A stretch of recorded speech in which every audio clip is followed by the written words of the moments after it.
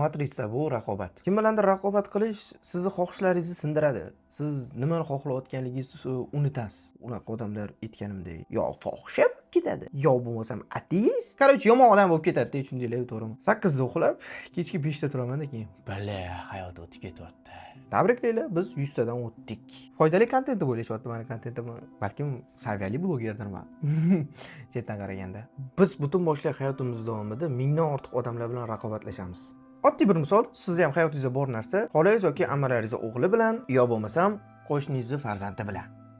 Vot imenda. U nimagadir erishyapti. Bu haqida xabaringiz bo'lib turadi. Har doim 24/7. Kim sizni xabardor qilishini o'zingiz tushunib turibsiz. Ishxonada bo'lsa, ishxonadagilarimiz bilan, o'xshimizdagi odamlar bilan, mahallada yaxshi odam bo'lishingiz bilan, bu zo'r. Raqobat har doim sizni o'stirib keladi. Lekin yomon tarafi ham bor. Bu raqobatlarni aytganda juda ko'p joylarda birdaniga raqobatlarni ko'tara olmagan odamlar yomon ishlar qilishni boshlaydi. Agar hech kim bilan raqobatdosh qilmaganda nima bo'lardi? Eng avvalo fohishalar, qimor o'ynaydigan odamlar bo'lmasdi. Kimdir pulni yeyman deb harakat qilmasdi, chunki yegani bilan no'shtu nima? Bo'pti, mayli ketibdi. Nima yo'qotdim degan narsangiz bo'ladi. Hamma yomon ishlar raqobatda taslim bo'lgan odamlardan chiqadi. Chunki ular g'irrom o'ynashga harakat qilishadi. Oddiy misol qilsak, Instagramda qaysidir bloger tez ko'tarilishni xohlaydi, lekin qiyin yo'l bilan ko'tarilishni xohlamasa, u hype qiladi. Aytganimdek, juda ko'p odamlar bilan raqobat qilishimiz bu juda ham og'ir, qiyin. O'zimdan bitta misol keltirsam, men oldin sportga qatnashganman, Turon yakka kurashiga 6 yil va Osiyo chempioni bo'lganman. Hozir o'ylayman, nega men sportga bordim? Menga nima keragi bor edi? O'ng qo'limni chiqib ketgani, 2 marta sotraseniya bo'lganim, ko'krak qafasini chap qismi suyak ichkariga kirib ketgani, o'ng oyog'im singani, chandiqlar, mana bu yerda ham chandiq bor. Va o'ylayman, men Kamoliddin degan sinfdoshimdan o'tib ketish uchun harakat qilganman. Voqea shunaqa bo'lgan. 3-yoki 4-sinf bo'lgan paytimda sinfga Kamoliddin degan sinfdoshim medal olib kelgan. 2-o'rin. Endi u paytlar medal edi-da, u tipa kumush yutib keldi men uchun. Va kuratorimiz Aliapa unga medalni kiydirib taqib qo'yaptilar-da. Ana sinfda bolalar qarsak chalyapti. Men ham qarsak chalyapman, lekin ichimdan yonib ketyapman-da. Bo'ldi. Adamga borib janjal qilganman. Ada sportga qatnashmoqchiman. Adam qil, qo'lingga keladimi? Davay, faqat oxirigacha deganlar. Okey, oxirigacha bo'lmasa qilmayman deganman. Esimda bu kun va sportga qatnashni boshladim. U O'zbekiston chempioni bo'ldi, maksimalning. Sog' bo'ling. Men chempioni bo'ldim 2019-yil. Karantindan oldin. Yaxshi va tamom. Hayotda yashashga bo'lgan maqsadlar tugadi. Qiziq. Keyin nima bo'ldi? Sportga qatnashim kelmay qoldi. Kibrlanib ketdim. Ketma-ket yutqizdim. Trenirovkalarga qatnashmadim. Undan oldin har kun ertalab soat 4da 5da turib 7 kilometr yurardim. O'ylab qarasa, bitta sizda emas. Hammamizda shunaqa holat. Hammamiz kim bilandir raqobat qilamiz. Misol uchun men xolam o'g'li bilan raqobat qilaman. Ruslan edi ismlari. Ular bilan yuzma-yuz juda kam gaplashganman. Hayot davomida bunday solishtirsangiz bir hafta ham birga vaqt o'tkazmaganmiz, birga gaplashib, dardlashib aytmaganmiz. Lekin ular haqida juda ko'p narsalarni aytib berishadi. Balkim aynan shu sabablarni debmi, uyimga bormasdan Toshkentda yashasam ham kvartirada turib ishlayman, shu yerda ijod qilamiz birgalikda. Balkim shunga. Ular zo'r odam. Ruslan aka oyim aytib berishi bo'yicha juda ko'p pul topadi, oyisiga nimadir olib beradi, boshqa. Kim bilandir raqobat qilish sizni xohishlaringizni sindiradi. Siz nimani xohlayotganligingizni unutasiz. Siz faqat shunchaki undan o'tib ketish, raqobatda qolish, yo bo'lmasam o'rinni egallash. Hammamiz ko'rganmiz, Instagramda kimdir nimadir olyapti, kimdir puli ko'p, hayoti zo'r, stabilniy maoshi bor, yo bo'lmasam boshqacha joydan pul keladi. Realni o'ylab qarasangiz, biz soatiga kim bilandir raqobatlashamiz. Misol uchun hozir tungi soat 3:10 men hozir kim bilandir raqobatlashayotgan bo'lishim mumkin. Qaysidir raqibim deb biladigan odamim nimadir qilyapti. Men bo'lsa bu yerda o'tiribman, balkonga yeb. Bu odamni motivatsiyasini sindiradi, yo bo'lmasa motivatsiya beradi. Ikki xil holat bo'lishi mumkin. Motivatsiyani sindirish bu u joydan qochib ketish xohishini uyg'otadi. Misol uchun uzoq joylarga qochib ketkim keladi. Bir tog'-bog'larga borib, yo bo'lmasam qishloqroq joyga borib yashagim keladi. Men hech kim tanimaydigan joylarga ketib qolsam deyman. Bu raqobatdan qochish. Bu narsani tushunib yetganimdan keyin kurashishni boshladim. Raqobatga turib berishni boshladim. Kimdir o'zini qobig'idan chiqib vav narsa qilsa, uni ko'rib hasad emas, havas qilishni boshladim. Aynan shuning uchun negativlarga bo'lgan fikrim ijobiy. O'zim ham juda ko'pchilik odamlarga negativ yozganimdan afsuslanaman. Ular ham afsuslanadi deb o'ylayman, yana bilmadim. Sizlarda bo'lganmi, bo'lmaganmi bilmadim, lekin o'tmishga qaytib qo'yim keladi. Agar 12 yoshlik 10 yoshli paytimga qaytib qolsam, hozir sharoitim boshqacha bo'lardi. Ko'proq narsaga erishgan bo'lardim. Ba'zi bir imkoniyatlarni qo'ldan berib qo'ymasa, uni ushlab turgan bo'lardim deydigan xohishim bor, xayollar bor. Bular sizni depressiyaga tushiradi. kimdir sizdan o'tib ketdi. Hatto u sizni darajangizda emas va depressiyaga tushasiz. Va yanada keyin taslim bo'lishgacha borishingiz mumkin. Lekin buni to'g'ri qabul qilsangiz, hammasi boshqacha bo'ladi. Raqobatni to'g'ri qabul qilish kerak. Sizga qarshi chiqadigan odam har doim bo'ladi. Oddiy bir raqobat urushlarni olib keladi. Katta urushlarni. Agar siz raqobatdan to'xtasangiz, juda ko'p narsalar yo'qotasiz. Hozirgi darajangizni yo'qotasiz. Bekor to'xtatimman deysiz. Raqobatdan qo'rqmaslik sizga juda katta erkinlik beradi. Realni.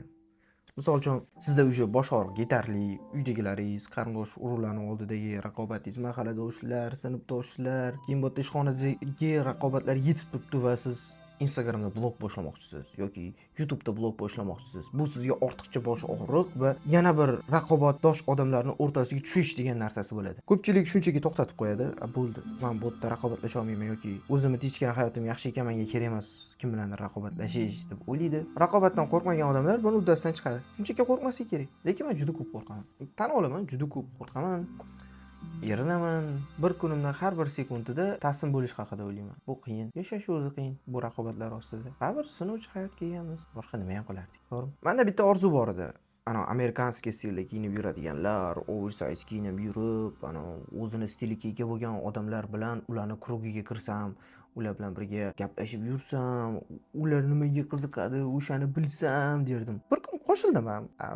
Krugcha, o'sha siz har doim metroda ko'radigan nefrosga kiyim kiyib olib, sochini kayirib olib, 3 ta qiz, bitta bola yoki 2 ta qiz, bitta bola birga yuradigan kruglarga qo'shilishga harakat qildim va bitta krugchaga qo'shildim. Ular unaqa wow emas. Bilasizmi nimani tushundim? U odamlar shunchaki raqobatdan taslim bo'lgan. Shunchaki yashash uchun harakat qilishyapti. Prosta bo'ldi, tupurib qo'ydi. Raqobatni yo to'g'ri qabul qiladiganlari bordir. Men bilmayman. Men o'sha krugimdagilar tupurib qo'yib shunchaki yashashyapti. Qatdan pul keladi, tupurib qo'yishgan. Ertaga nima qiladi tupurib qo'yishgan. Qizlari uje ertaga erga tegadi, eri boqishini biladi, bo'ldi yashab yuraveradi. Bolalari bo'lsa, oyisi yoki adasi boy, o'shanga ishonib yashab yuribdi, bo'ldi. Hayot kayfdan iborat. Bu raqobatdan qochish, rivojlanishni to'sib qo'yish va ular Instagram ochgandan keyin nima bo'ladi? Eng avvalo meni shaxsiy adovatim yo'q. Prosta meni fikrim. Trendlar olishadi. Oson rekka chiqish imkoniyati bor narsalarni hammasini sinashadi. Ular uchun bu narsa qiyin. Lekin juda oson va sodda strategiyalardan foydalanishadi. Bu raqobatdan qochish, rivojlanishni to'xtatish. Qaysidir etapga borgandan keyin uje to'xtaydi. Ularning kuzatuvchilari yo'qolishni boshlaydi, prosmotrlar tushishni boshlaydi.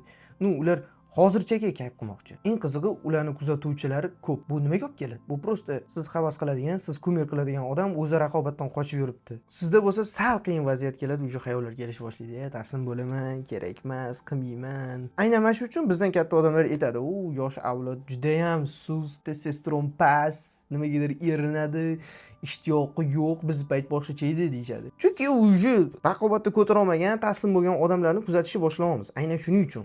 Bu qaysi ma'noda propaganda? Men o'zim propagandistlarni propagandonlar deyman. Biladim.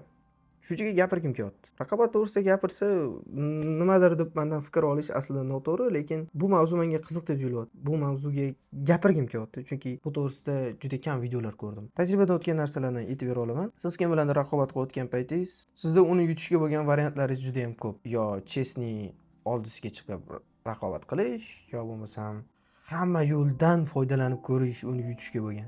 Hamma yo'ldan foydalanib ko'rish qiziq, lekin uni qarshisiga chiqsangiz, ancha o'sasiz, rivojlanasiz. Har bitta raqobat sizni rivojlantiradi. Raqobat sizni rivojlantiradi. Qanaqa qilib? Misol uchun siz bitta qiz bilan yoki yigit bilan gaplashdingiz, u boshqa bir qiz bilan gaplashib ketdi, yo bo'lmasam yigit bilan va siz o'sha boshlaysiz. Eng avvalo ruhan so'ng olasiz. Men yomon undan keyin ko'rishni boshlaysiz, undan yomon taraflaringizni va ularni tuzatasiz. Aynan u qizni qaytarib qolishga nisbatan emas, o'z umuman tuzatib qo'yasiz. Keyingi qizlar yoki bolalar bilan ichinimda bu narsani davom ettirmaslik uchun. Odamda yutishga bo'lgan xohish bo'lishi kerak. Yutaman deb harakat qilmasa, eng zo'r bo'laman deb harakat qilmasa, hech kim mast bo'lib qoladi. Unaqa odamlar aytganimdek, yo fohisha bo'lib ketadi, yo bo'lmasam ateist, yo yomon odam bo'lib ketadi, tushundinglar, to'g'rimi? Hayotda o'zingizga norm raqib topishingiz kerak. Agar sizga raqobat qiladigan odamlaringiz, misol uchun kvartiradoshlar, sinfdoshlar yoki krugingiz yomon bo'lsa, rivojlanishni xohlamasa, o'sha testosteroni past, nimadir qilgani erinib, tez depressiyaga tushadigan odamlar bo'lsa, siz ham rivojlanmaysiz. Menda shunaqa bo'lgan. Oldingi krugim umuman hammasiga tupurib qo'ygan, nimadir deb qiyinchilik kelsa, tez depressiyaga tushadigan bolalar edi. Hozirgi krugda rivojlanish, davay nimadir qilaman, o'xshataman, yo o'xshasa o'xshamasa, bu muammo emas. Qilib ko'rish kerak deydigan odamlar. Va siz o'tda nimadir qilib ko'rasiz. Misol uchun men YouTube qilib ko'rdim. Siz ko'rib turibsiz va meni. Va nimadir oldingiz. Yo, bo'lmasa biladigan narsangizni men qaytarib o'zingizga eslatib qo'ydim. Boshqacha formatda. Buni qilish uchun ham bilasizmi, men 1 yil, 2 yil yurdim. Men Yo'l Salom akkauntini ochgan paytim to'lqin qiyomgacha video olganman YouTube ochish uchun. Shuncha payt YouTube ocha olmadim. Nega? Chunki meni raqobatlashadigan odamlarim kuchsiz edi. Ular bilan birga yashayapman yoki ular bilan birga ko'p gaplashyapman. Bo'ldi. Yuqadi bu. Rivojlanmaydigan odamlar bilan yursangiz raqobatdoshlaringiz, testosteroni past odamlar bo'lsa, vashi u rivojlanmaysiz. Kachoklar bilan yursangiz kachoklashib ketasiz. Ana u gap bor-ku, 5 ta millioner bilan yursangiz, yo'q, 4 tasi bilan yursangiz, 5-inchisi sen bo'lasan.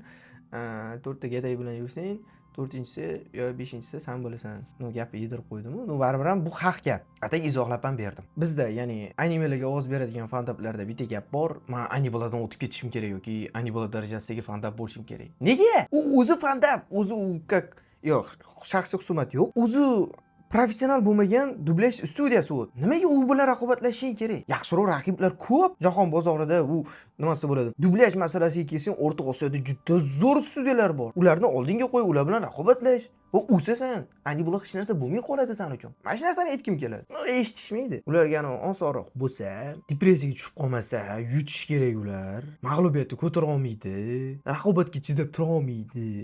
Yoshsizlar. Men ham yoshman aslida. No baribir ham bu haq gap. Tan olish kerak bo'ldi. Ko'ti qisadigan payt keldi, qisqa qilib aytganda. 18 ga to'lgan payt qobil akam aytgandi. Hayot endi seni undan buyog'iga har xil pozalarda mazgingni qotiradi. Unaqasiga, bunaqasiga ko'tarib solib degandi. Qo'pol qilib aytganda, ha, ularning gapiga qo'shilaman. Bundan yo'g'iga qiyin bo'ladi. Agar bu videomni mendan yoshi kattaroq odam ko'rayotgan bo'lsa, bu boqqa ham bilmaydi nima deyapti deyishi mumkin. No, siz meni yoshimda bo'lgansiz, buni xayol kelgan, prosta izdan chiqarib qo'ygansiz. Hammamizning shablonimiz bir xil. Endi men o'ylagan narsani sizlar o'ylagansizlar, sizlar o'ylagan narsani men o'ylayapman. Va men o'zimni fikrimni aytib chiqaman bu narsaga bo'lgan. Siz kommentariyada o'ziga bo'lgan fikringizni gapirib o'tasiz. Negativ bo'lsa ham fikr bu. No, lekin raqobatlashish masalasiga kelgan payt o'sha du bo'lib qolamiz. Men ham siz ham erinchoqman. Nimadandir ezilib qolsam, nimadandir ishim qiyin bo'lib ketib qolsa, tirs hammasiga tupuraman deb yig'ishtirib qo'yib turib, anime ko'rishni boshlayman, kino ko'rishni boshlayman, qo'shiq eshitib o'tirishni boshlayman, siqilaman. Qaniydi qaytib 16 yosh bo'lib qolsam, 12 yoshimga qaytib qolsam. Bu erinchoqlik, tan olaman. Men ertaga ertalabdan 8 da uxlab, kechki 5 da turaman-da keyin. Bala, hayot o'tib ketyapti. Borga hammasi savol bo'ldi. Javob yo'q hozir menda. Rendi. Tungi soat 3. Faqat savollar kelyapti, fikrlar kelyapti. Va siz buni soat nechida ko'rasiz bilmayman. Qo'rqmaslik kerak. Mayli, mavzuni eng qiziq joyida tars to'xtatib qo'yamiz videoni. Agar bu video yoqqan bo'lsa, sizga like bosib qo'ying. Erinmasangiz obuna bo'ling. Agar sharoitingiz yaxshiroq, yomonroq bo'lsa, shart emas. Hammaga rahmat. Sog' salomat bo'linglar. Keyingi qism chiqsinmi yoki yo'q? Может, menda javoblar borda. Может, yo'q. Просто siz aytgandan o'rgandirman. Foydali kontent deb o'ylashyapti meni kontentim. Balkim saviyali blogerdirman. Chetdan qaraganda. Lekin biz 100 tadan o'tdik. Muhimi shu. Tabriklaylar, biz 100 tadan o'tdik. 100 ta. Blin, mana shu 100 ta obunachi bo'lish uchun meni 2 yil vaqtim ketdi-ya. Qiziq. Mayli. Hammaga xayrli kun yoki xayrli tun.